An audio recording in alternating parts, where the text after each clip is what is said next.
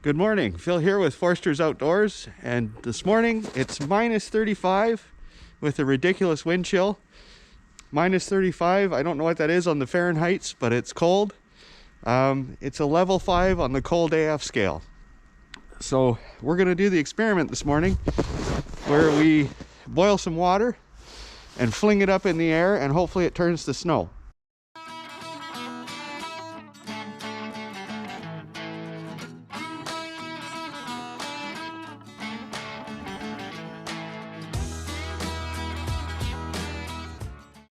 So a few things you need for this is water in a pot, some sort of heating device, some sort of lighting device,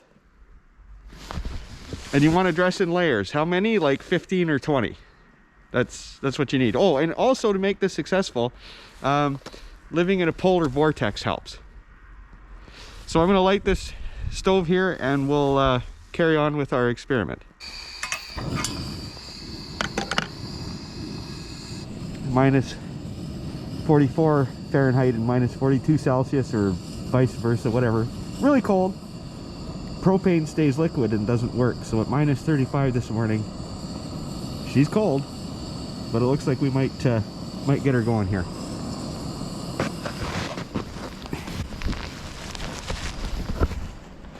In a previous video I did a little experiment of, instead of how long does it take to cook an egg on a hot sidewalk, how long does it take to freeze an egg on a cold sidewalk. And so I cracked an egg on my driveway, and it turns out that it's frozen there permanently until spring, so I didn't quite think that one through. So hopefully this works better. When you're going to do this experiment, very important, not all of that boiling water is going to turn to snow, and it will come back down raining on you like hot lava. So always throw it away from you, throw it away from you towards a friend, that kind of thing.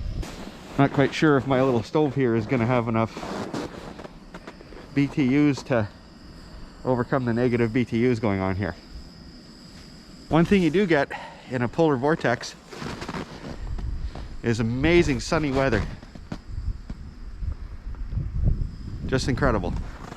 It is normal winter. We usually get a good 2 or 3 week spell of this stuff, so no sense complaining about it. You may as well do something with it. You got to have the gear though. This is life-threatening weather. You got to travel with proper gear in your car. You have a breakdown in this weather, you're in big trouble. If the engine's not running, you got serious problems. In weather like this, you got to really work with your mitts on. You start touching metal things in this weather, you'll damage your skin. You only have seconds without mitts on before it's uncomfortable, and a minute before you've done damage. So I wear these. These I got as a gift. They're not a sponsor or anything like that, but these are down gauntlets, and they are amazing for weather like this. I mean, it limits what you can do. I always keep a pair of gloves just inside my jacket, keeping them warm, so that if you need to do something, you have a pair of warm gloves.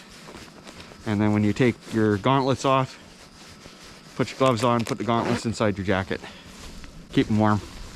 These being down, you can leave them out in the cold and put them on cold, and they'll still warm up your hands really well, but it's best to keep your stuff warm and dry in this weather. Oh, it lost its boil. Shoot. It lost its boil. Wind got it. Just a sec. Okay, try it. Swing it.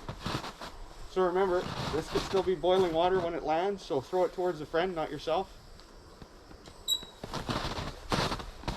Here we go.